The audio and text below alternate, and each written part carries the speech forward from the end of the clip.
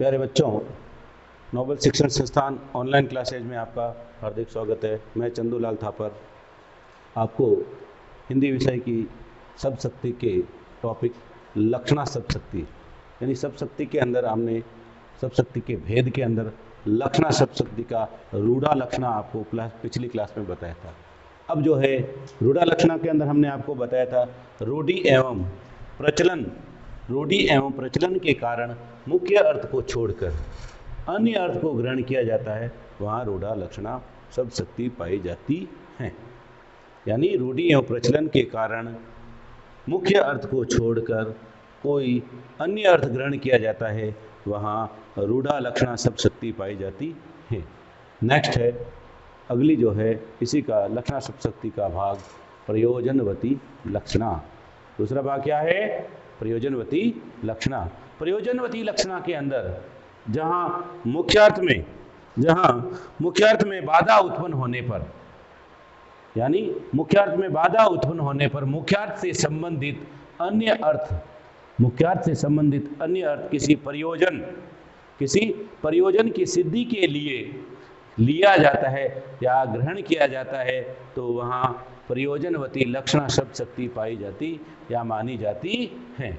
यानी किसी मुख्यार्थ से संबंधित, किससे संबंधित? मुख्यार्थ से संबंधित अन्य अर्थ किसी प्रयोजन की सिद्धि के लिए ग्रहण किया जाता है या लिया जाता है, तो वहाँ प्रयोजनवती लक्षणा शब्द शक्ति मानी जाती है।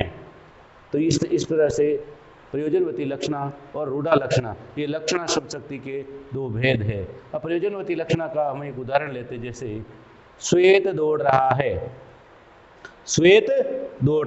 अब यहाँ पर जो है श्वेत शब्द जो यहाँ पर वाक्य में है, इस श्वेत को अंदर, अब श्वेत का अर्थ हम लेते हैं, मुख्य अर्थ सीधा अर्थ लेते हैं तो हमें सफ़ेद रंग प्राप्त होता है। अब सफ़ेद रंग कैसे दौड़ सकता है?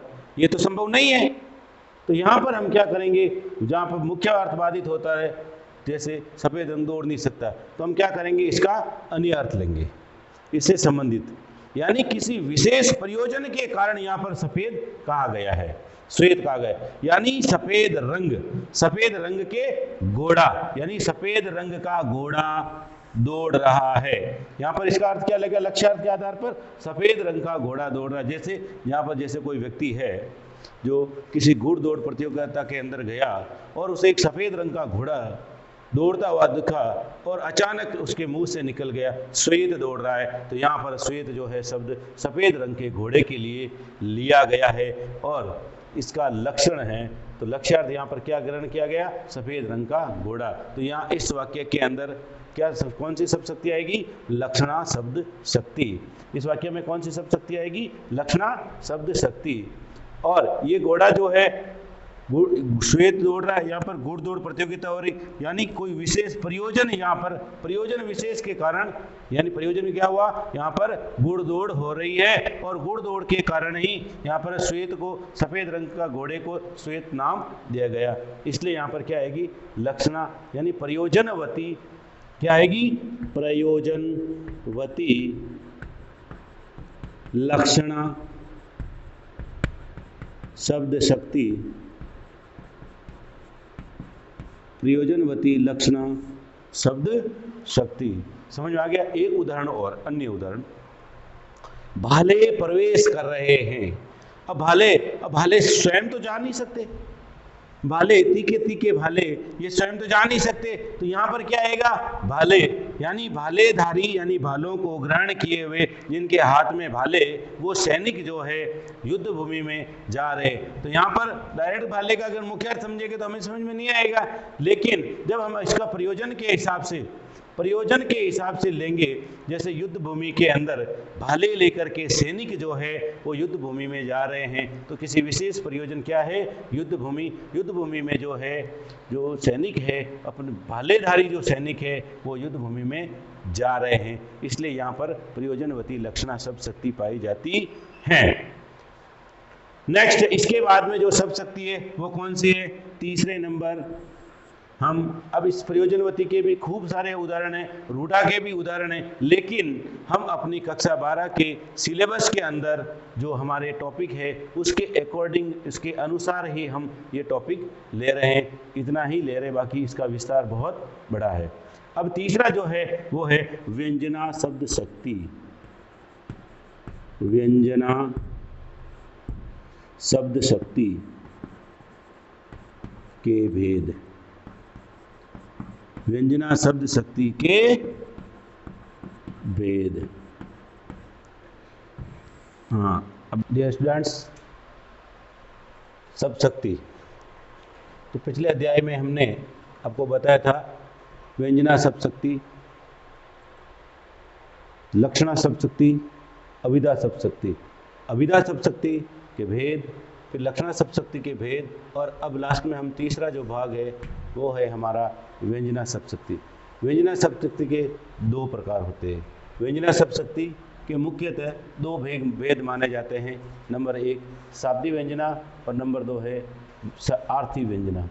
शाब्दिक व्यंजना शब्द शक्ति के अंदर क्या होता है, शब्द के स्थान पर दिए जब किसी वाक्य या पद में, जब किसी वाक्य या पद में शब्द विशेष के कारण, जब किसी वाक्य या पद में शब्द विशेष के कारण ही व्यंजना शब्द शक्ति का प्रभाव यदि बना रहता है, यानी शब्द विशेष के कारण ही व्यंजना शब्द शक्ति का प्रभाव बना रहता है, अर्थात यदि उस स्थान के शब्द के स्थान पर, यदि उस शब्द के स्थान पर अन्य कोई उसका पर्यायवाची शब्द अगर रख दिया जाता है या रख देने से यदि उसका प्रभाव, यानी उस व्यंजना शब्द शक्ति का प्रभाव नष्ट हो जाता है, खत्म हो जाता है, या वह शब्द प्रभावहीन हो जाता है, वहाँ पर शाब्दिक व्यंजना शब्द शक्ति पाई जाती है। यानी शब्द के स्थान पर, किसी शब्द विशेष के स्थान पर, यानी व्यंजक शब्द के स्थान पर उसका पर्यायवाची शब्द रख देने से, उसका पर्यायवाची शब्द रख देने से यदि उसका प्रभाव नष्ट हो जाता है, खत्म हो जाता है, विलुप्त हो जाता है, तो वहाँ पर शाब्दिक व्यंजना शब्द शक्ति पाई जाती है। तो वहाँ पर शाब्दिक व्यंजना शब्द शक्ति पाई जाती है। दूसरा है आर्थी व्यंजना।